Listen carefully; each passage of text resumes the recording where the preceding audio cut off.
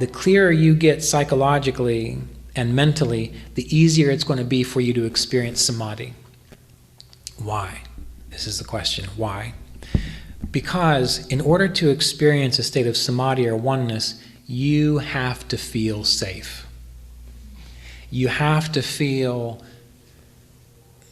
Safe is really the only word I can think of. You have to feel like it's okay to absolutely let go of this persona that you've put together. Because most of us hold tight to who we are. You know, that's you question our beliefs and we're going to defend it. You criticize someone, we're going to defend it. If you're able to move into a space where you can absolutely just feel so safe that it doesn't matter if you're related to this person or have that job or this, you're able to be still inside. And the healthier we get mentally, emotionally, and psychologically, the easier it is for us to do that. I've had quite a few students who, again, participate in the Kriya Yoga apprenticeship course that they would write me emails and they would say things like, you kept harping on this mental and emotional and psychological stuff and it really irritated me. I almost quit the program. And then I decided I'm going to give it a try. So I found a psychotherapist or a psychologist or someone, a mentor I can talk to. And you know what? You were right. Everything I had been struggling with all these years, once I removed that habit, that pattern, that OCD, that obsessive compulsive disorder, whatever, that loop that's in there, it's as if that energy was no longer needed to sustain that negative loop, and I had that energy to be freer. And then they started to say, and these Kriya Yoga techniques, they do work, believe it or not. And it's really a beautiful thing to see that happen. Because every single one of us does have the capacity to experience those states of consciousness. They might not manifest in the same way that Yogananda had them and so on, but we are able in our own way to experience that same depth of peace, that same depth of samadhi if we attend to all of these things. And that's really all it takes. And again, this has to be important to you. If it's not really important to you, I was having a conversation with one of the apprenticeship students. We were sort of talking about this. He said, Ryan, you can't just tell people, well, if it's not important to you, get out of here. But I'm going to say that. Because if you think about it, the things that are really important to you, you do, right? I mean, really think about it. Think about something in your life that, there was a wedding and you're like, well, I kind of want to do this other thing. And so you skip the wedding. Or another big event, you decide not to do that because you wanted to do this thing you really wanted to do.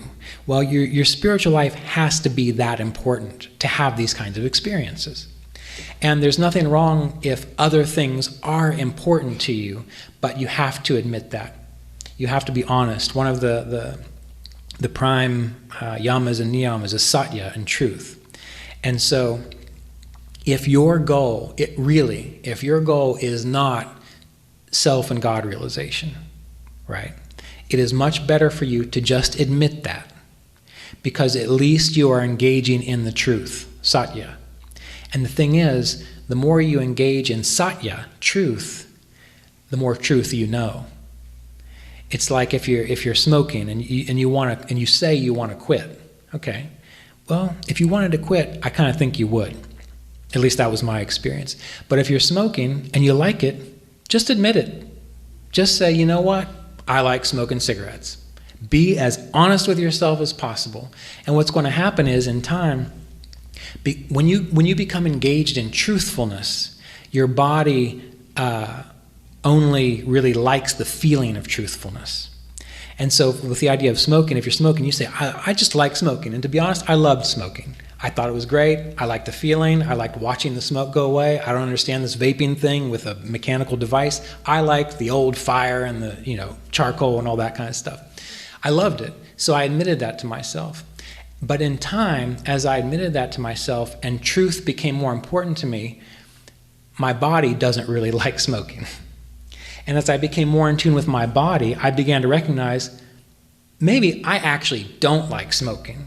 Do you understand? This is kind of complicated, but if you're able to admit the truth of it right now, then in time, truth gets stronger in you, and as that field gets stronger, you become more engaged with like that current of truth that is deeper within you, and then you will naturally want to stop doing the things which truly are not good for you, right? So anyway, back to the point. If you are not meditating to absolutely be self and God realized, I think that's no big deal. You just need to admit that to yourself. Just admit that to yourself. And in time, what you will find is the more you do meditate, that will actually become more important to you. It's like Yogananda was once asked, he was asked someone, I eat meat and I smoke cigarettes.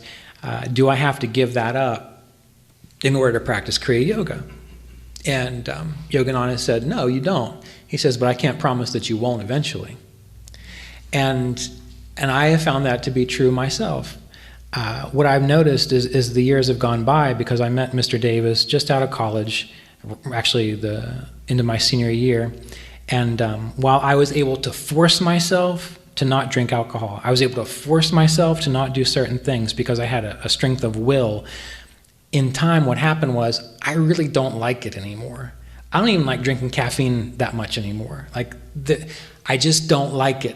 So when people ask me, do you want a beer or do you want a glass of wine? There's not a part of me that's like, I really do, but I'm a good yogi, so no. I actually don't want that. And I am someone who did want that at a certain point in time. So I'm telling you this because as you go through the process and as you are honest and sincere about what you want out of it, it's the process of engaging the truth that makes all the transformation happen. And then as you engage the truth, then it makes it actually easier for you to be healthier psychologically, so that you can feel things more deeply, so that you can feel safe, so that you can go into a state of samadhi. Because if you really think about it, why do you lie? Why do you lie? Because you don't feel safe. Because you think someone's going to say something you don't like, because you don't feel strong, because there's something psychologically, emotionally inside of you that's not wrong with you. We've all been raised in weird situations, but there's something inside of you that makes it feel like it is not okay to tell the truth, to be the truth, to have integrity, to be who you are. And we realize that yes, we are the infinite consciousness, but we are an individualized expression of this infinite consciousness. Mr. Davis wanted me to cut my hair and not have tattoos. That was a problem. And because of that, I separated from Center for Spiritual Awareness for about a year, and that really hurt because I spent a long time modeling myself after Mr. Davis and trying to live up to what he wanted. And I thought, this is terrible, and it was very painful for about a year and a half or so. And I remember I realized I can't dress like Mr. Davis. I can't have that haircut and wear those ties like he wanted me to do. I couldn't do it. There was something in me that was just like, ugh. And I thought, why is he being so superficial about this? He knows my heart, but why is he pushing on this? And I finally said, enough. And so I went to see him after a year and a half, and my hair was long. I had gotten my first tattoo. And I was a little afraid because he was a very important part of my life, and I felt rejected pretty hard for about a year. And I remember I walked in, and just as always, he had made some tea, and he said, "You want some tea?" I said, "Yes." And as I went to sit down, he looked at me and he said, "Well, I'm glad you finally grew up spiritually." And I thought, all of the pain that I went through in that year, all of that feeling of grief, and I come in and that's what he has to say to me. And after that, our relationship became, I can't even describe it. There was a closeness there. And for me, he never sat down and explained to me why he did what he did. But there was a sense of, I needed to be honest about how I am, what my expression is. And there was a sense of, once I was able to step into that, I was in my early 30s when that happened. I'd been with him for about 10 and 12 years. Then everything changed. Everything changed. And so when it comes to being truthful, it's not simply just saying the things that you know to be true. It means well, who are you as an individual? Who are you as an expression? Remembering that you're not an individual as a limited being, but you are an expression of this infinite consciousness, and you have a role to play for who you are, right? And the more you engage in that truthfulness, the healthier you are psychologically, mentally, emotionally, and the easier it becomes for these spiritual practices to work. That's why when you get on YouTube and you get on online, there are all these discussions about what is the rocket ship technique to Kriya Yoga, what is the right way, who has the right lineage, why is that lineage wrong, and so on. It's all just noise. It's all just people who don't just want to stop and do their work and recognize that we all have our own path to take, right?